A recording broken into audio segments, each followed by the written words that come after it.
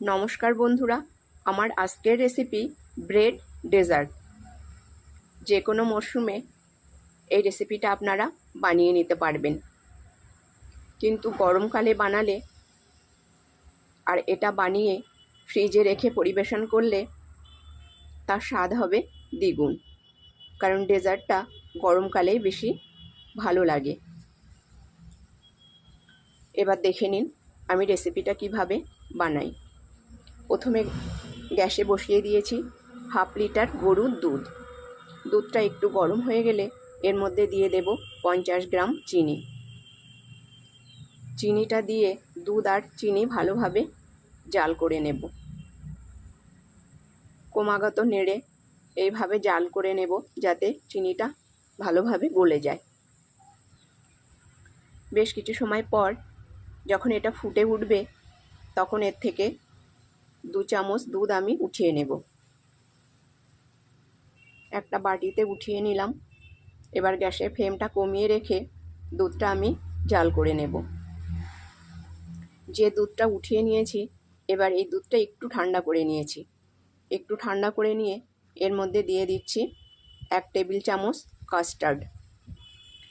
এখানে আমি vanilla custard powder ব্যবহার করেছি। আর দিয়ে দিলাম 1 টেবিল চামচ গুঁড়ো দুধ। এবার মিশ্রণটা ভালোভাবে মিশিয়ে নেব। কাস্টার্ডের পরিমাণটা গুঁড়ো দুধের থেকে সামান্য একটু কম হয়ে গেছে, সেই জন্য আরও একটু আমি এর মধ্যে দিয়ে ভালোভাবে মিশিয়ে নিয়েছি। এবার এই দুধটা আগের তুলনায় অনেকটাই ঘন হয়ে এসেছে। আবারও আমি 3 চামচ দুধ অন্য একটা পাত্রে উঠিয়ে নেব।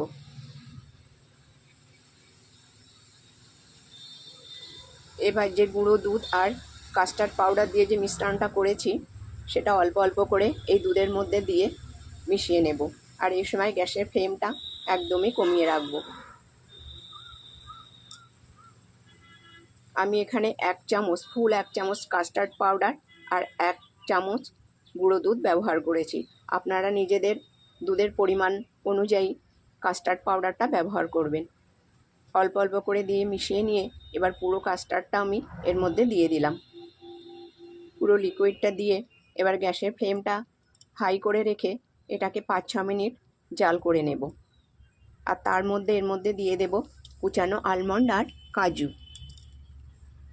আলমন্ড আর কাজুটা যখন এটা ফুটে উঠবে তখন দিতে হবে, তাহলে এটা শক্ত ভাব থাকবে না। কাজু আর আলমন্ডটা একটু নরম হয়ে আসবে। এবার এই মিশ্রণটা ক্রমাগত নেড়ে নেড়ে আমি বেশ কিছু সময় হয়ে গেছে 5 মিনিটের উপর ফুটিয়ে নিয়েছি। এবার এটা নামিয়ে একটু ঠান্ডা করে নেব। এর থেকে বেশি ঘন হলে এটা বসে যাবে। এবার এটাকে নামিয়ে একটু ঠান্ডা করে নেব। আর বাকি যে 3 চামচ দুধ উঠিয়ে নিয়েছিলাম এবার এই দুধের মধ্যে দিয়ে দেব 6 টেবিল চামচ গুঁড়ো দুধ। গুঁড়ো দুধ আপনারা গরম জলেও গুলতে পারেন। আমি এখানে গরম দুধের মধ্যে গুলে নিচ্ছি। প্রথমে 3 চামচ দিয়ে গুলে নিচ্ছি, আবারও 3 চামচ দিয়ে দেব, প্রয়োজনে আরও 1 চামচ দিয়ে দেব। দিয়ে একটা লিকুইড বানিয়ে নেব। দেখুন আর এর ঘনত্বটা এরকমই হবে। এটা ঠান্ডা হলে আরও একটু ঘন হয়ে যাবে। এবার এখানে নিয়েছি কিছু কুচানো ড্রাই ফ্রুটস। নিয়েছি কুচানো আলমন্ড, কাজু আর চেরি। আর এখানে নিয়েছি 8 পিস ব্রেড।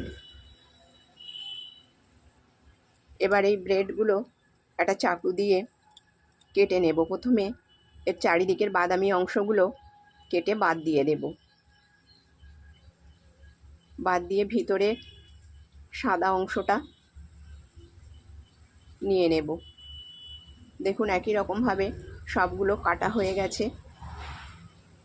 আর এখানে বাদামি অংশগুলো আপনারা একটু শুকনো খোলায় ভেজে গুঁড়ো করে নিয়ে ব্রেড ক্রাম্বস বানিয়ে নিতে পারেন।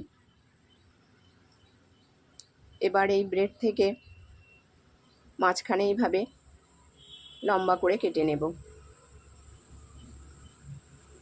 এইভাবে কাটা হয়ে গেলে আড়াআড়িভাবে এটাকে আবারও কেটে নেব, নিয়ে ছোট ছোট টুকরো করে নেব। এত সময় ব্রেডটা আমার মেয়ে কেটে দিচ্ছিল, এবার আমার কাছেই দিয়ে দিল। যাই হোক, এবার আমি মাঝখান থেকে কেটে ছোট ছোট পিস করে নিলাম। এইভাবে সবটা করে নেব। পাউরুটির পিসগুলো একটা সার্ভিং ডিশের মধ্যে পাতিয়ে নিয়েছি, আর বাকি কিছু রেখে দিয়েছি, এটা পরে ব্যবহার করব। এবার যে গুঁড়ো দুধ আর দুধের লিকুইডটা বানিয়েছিলাম, এটা ভালোভাবে মিশিয়ে এবার এই পাউরুটির উপর দিয়ে দেব। আপনারা এটার বদলে কনডেন্স মিল্কও ব্যবহার করতে পারেন। মিশ্রণটা ভালোভাবে পাউরুটির উপর দিয়ে দিতে হবে। এর ফলে পুরো পাউরুটিটাই এই মিশ্রণটা চুষে নিয়ে একটু ফুলে উঠবে, আর এটা খেতেও সুন্দর হবে। দুধের মিশ্রণটা দেওয়া হয়ে গেলে বাকি যে পাউরুটির টুকরোগুলো আছে সেগুলো সব এর উপরে পাতিয়ে দেব, দিয়ে একটা লেয়ার করে নেব। এইভাবে পুরোটাই পাতিয়ে দিয়েছি। এবার এখানে নিয়েছি কাস্টার্ড পাউডার দিয়ে যে মিশ্রণটা বানিয়েছিলাম দুধ আর কাস্টার্ড পাউডারে, সেই মিশ্রণটা এবার উপর থেকে এই মিশ্রণটা দিয়ে দিতে হবে, দিয়ে পাউরুটিটা পুরোটাই ঢেকে দিতে হবে। এই মিশ্রণটা আপনারা চাইলে আরও একটু পাতলাও করতে পারেন। এখানে আমি মোটামুটি এরকমই করেছি। আর এই মিশ্রণটা যখন দেবেন সেটা যেন একটু ঠান্ডা হয়ে যায়, অর্থাৎ বিরাট গরমও যেন থাকে না, আবার একেবারেই যেন ঠান্ডা হয়ে না যায়। এবার এটাকে একটু এইভাবে নাড়িয়ে নিলাম, দিয়ে এবার উপর থেকে দিয়ে দেব ড্রাই ফ্রুটস। প্রথমে এর মধ্যে দিয়ে দিচ্ছি কুচানো আলমন্ড, তারপর দিয়ে দেব কুচানো কাজু, তারপর দিয়ে দিচ্ছি কুচানো চেরি। চেরিটা দিলে এটা দেখতেও সুন্দর লাগবে, খেতেও ভালো লাগবে। তারপর এটা দেওয়া হয়ে গেলে এই প্লেটটা আমি নর্মাল ফ্রিজে রেখে দেব 20 থেকে 25 মিনিট। তারপর ফিরে এসে আপনাদেরকে দেখাবো। এটা আরও 4-5 ঘন্টা বা তার বেশি সময় ফ্রিজে আপনারা রেখে দিতে পারেন। দেখুন বন্ধুরা, আমি মাত্র 15 মিনিট ফ্রিজে রেখেছিলাম। এবার একটা তুলে এখানে দেখাচ্ছি। এটা আপনারা 1 দিন 2 দিনও ফ্রিজে রেখে দিতে পারেন, তার জন্য কোনো অসুবিধা নাই। আমি মাত্র 15 মিনিট ফ্রিজে রেখে আপনাদেরকে দেখিয়ে দিচ্ছি। দেখুন এটা কত সুন্দর হয়েছে।